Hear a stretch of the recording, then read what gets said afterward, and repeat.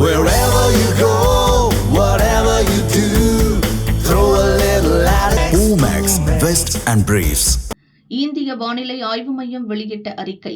வங்கக்கடலில் தமிழக கடலோர பகுதிகளுக்கு அப்பால் நிலவிய ஆழ்ந்த காற்றழுத்த தாழ்வு பகுதி நேற்று காலை நிலவரப்படி வலுவிழந்தது. இது தெற்கு கர்நாடக பகுதிகளுக்கு நகர்ந்துள்ளது. தென்கிழக்கு அரபிக்கடலில் நிலவிய காற்றழுத்த தாழ்வு மண்டலம் மெதுவாக வடமேற்கு திசையில் நகர்ந்துள்ளது.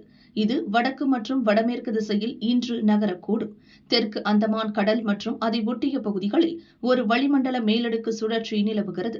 இதன் எதிரொலியாக தென்கிழக்கு மற்றும் அதை ஒட்டிய மத்திய கிழக்கு வங்கக்கடல் பகுதிகளில் இன்று காலை 5:30 மணியளவில் புதிய காற்றழுத்த தாழ்வு பகுதி உருவானது. இந்த ஆண்டின் வடகிழக்கு பருவமழை காலத்தில் உருவான இரண்டாவது குறைந்த காற்றழுத்த தாழ்வு பகுதி இது ஆகும். அடுத்த 24 மணி நேரத்தில் மேற்கு வடமேற்கு திசையில் தமிழக கடலோர பகுதியை நோக்கி நகர்ந்து மேலும் வலுவடையக்கூடும் என கூறப்பட்டுள்ளது.